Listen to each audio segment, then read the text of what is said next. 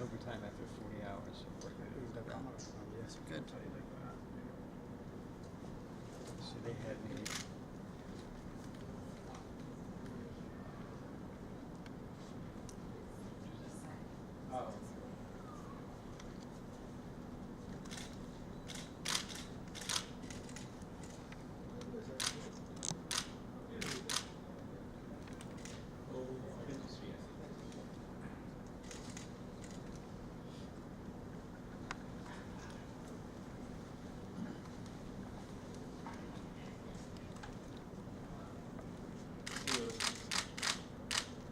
Welcome.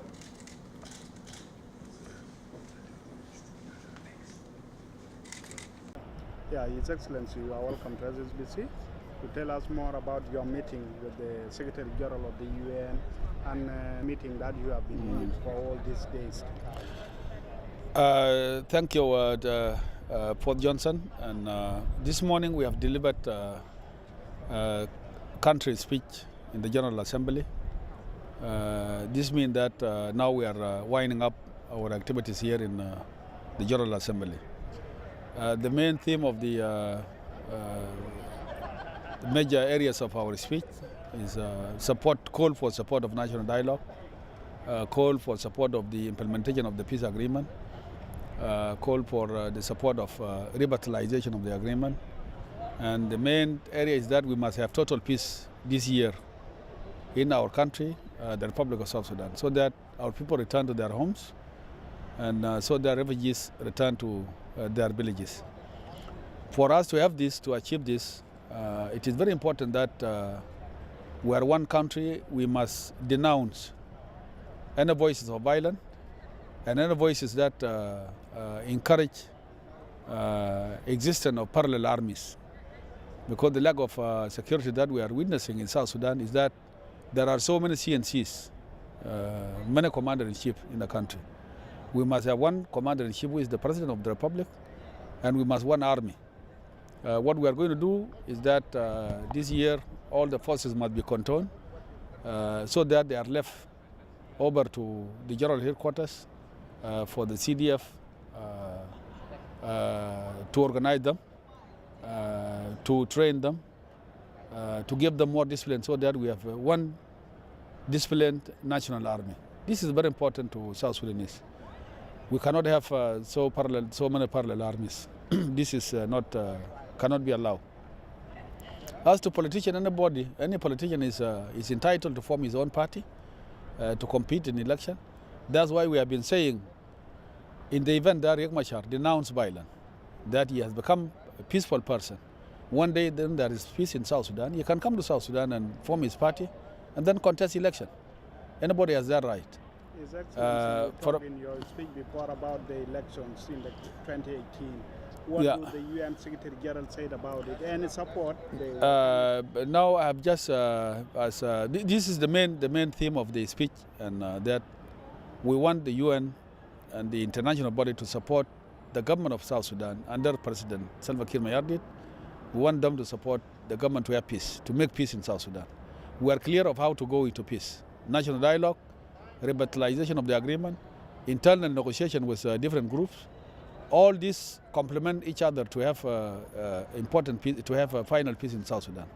As I said, it is very important to realize peace. We must have one army. Now, about my meeting with dignitaries, I met a number of presidents. I met President Yoweri Kaguta Museveni. We talk about the unification of the SPLM. We talk about the improvement of roads in Yei River State and in Eastern Equatoria. We talk about developmental project and electricity to Kaya, to Kajikaji, to Nimole. And we also met other presidents. We met the president of Equatorial Guinea, His Excellency President Obiang. He's greeting his brother, his friend, President Fvp Taban, and he's sending his appreciation and wishes for peace in South Sudan to all South Sudanese people. He promised that he will visit South Sudan soon. We also met with the Prime Minister of Ethiopia, and he's committed to bringing peace to South Sudan. And Ethiopia Ethiopian IGAD remains seized with the problem of South Sudan. The IGAD peace will always remain in the table of His Excellency the Prime Minister. He has promised also the completion of the road he has promised to South Sudan, the road from Pagak to Paloj, the road from also from Mizan Tefari to Bor to Pibor to Bor. This all will happen this year.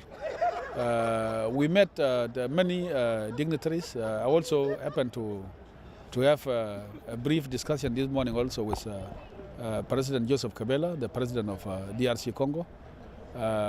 We had a number of meetings with many dignitaries here. This will be reflected by the detailed report of the SSBC.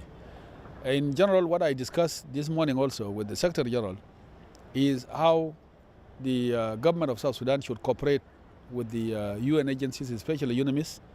And he said that their intention is to help the government of South Sudan to make peace, to have peace in the country. They have no ill intention whatsoever.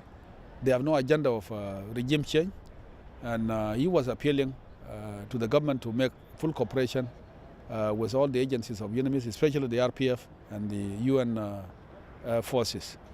He has also pledged their support to all the government activities that will help people resettling to their villages, and that will help the government making peace.